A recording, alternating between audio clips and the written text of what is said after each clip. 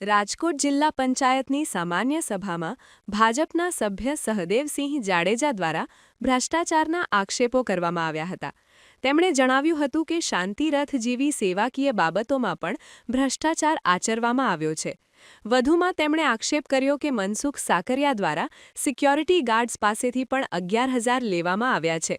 આ તમામ મામલે આગામી દિવસોમાં ડીડીઓને ફરિયાદ કરવામાં આવશે અને મીડિયાના માધ્યમથી સચોટ પુરાવાઓ રજૂ કરીને ભ્રષ્ટાચારનો પર્દાફાશ કરવામાં આવશે. વિપક્ષમાં ભાઈ શ્રી મનસુખભાઈ મારી સાથે 5 વર્ષથી કામ કરે છે. હું મનસુખભાઈને 5 વર્ષથી ઓળખું છું.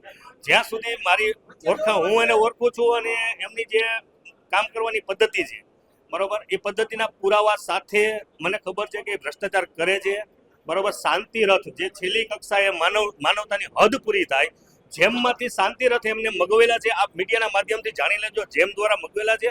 અને શાંતિરથમાં પણ એ લોકોએ ભ્રષ્ટાચાર કર્યો છે મનસુખભાઈએ બરોબર, અને એ સાબિત થાય એવો ભ્રષ્ટાચાર છે. હવે માનવતાની છેલ્લી હદ કહેવાય, શમશાનની વસ્તુમાં જો એ ભ્રષ્ટાચાર કરી શકતા હોય તો બીજી શું ન કરી શકે. અને કોંગ્રેસની પહેલેથી ટેવ છે, એના ભૂતપૂર્વ વડાપ્રધાન પણ કહી ચૂક્યા છે. અરે પુરાવા જેમ છે, મોટા મોટો પુરાવો છે. તમે જસદણ વિસ્તારમાં જાઓ, જસદણ વિસ્તારમાંથી જે શાંતિરથ છે એનો ભાવ કઢાવો, જે 1 લાખની ઉપર સમથિંગ ભાવ છે અને એ ભાઈએ 2.5 લાખના બનાવ્યા છે. 5 લાખ રૂપિયા એને સિંચાઈ વિભાગના અધિકારી પાસેથી માંગ્યા હતા, જે અધિકારી આપ્યા નથી. બાકી એમને 10 લાખ ઈ એવું કહે છે. અમારી પાસે પુરાવા નથી, પણ ઈ એવું કહે છે કે 2.5 લાખનો વહીવટ થઈ ગયો છે. અને મનસુખભાઈ જે પૈસા લે છે એ મને ખ્યાલ છે બરોબર. નીચે સિક્યુરિટી ગાર્ડ છે જે આપણે પાંડે જાય, એનું પણ ઇન્ટરવ્યુ લ્યો, એની પાસેથી દબાવીને 11,000 રૂપિયા તો હમણાં લઈ આવ્યા છે. પુરાવા વગર નથી, પુરાવા સામે છે. જેમનું તમે ચેક કરો બરોબર, તો જેમની મારી પર તમે શાંતિરથનો ભાવ કઢો. 5 લાખ રૂપિયાનો મનસુખભાઈ પર્સનલ ગ્રાન્ટમાંથી બરોબર, જે ગ્રાન્ટ હતી કે દાખલા તરીકે 15 લાખની ગ્રાન્ટ હોય, એમાંથી 10 લાખ રૂપિયા વાપરવા છે અને 5 લાખ રૂપિયા મારે ઘરે લઈ લેવા બરોબર. આવી વાત એને કોઈ પૈસા નથી. ભ્રષ્ટાચાર થાય છે એમાં નથી મેગી, એને ભ્રષ્ટાચાર કરવા માટે મેગી. હવે અમે એવું માનીએ કે એની પર્સનલ ગ્રાન્ટ એને વાપરી છે બરોબર, તો અધિકારીએ એમાં એસ્ટિમેટ બનાવ્યું છે શું છે એ હવે અધિકારીને મનસુખભાઈને ખબર હશે. હવે ઈ મને પાંડેજીની ભૂમિકા નથી. મને તો સમાચાર આવ્યા આજે જ છે કે 11,000 રૂપિયા પાંડેજી પાસેથી પણ કાલ જ લીધા. અરે અમને હજી ખબર પડી છે 8 દિવસ પહેલા, અને એમની વિરુદ્ધમાં હું આજ પોતે જ ડીડીઓ સાહેબને અરજી દેવાનો છું.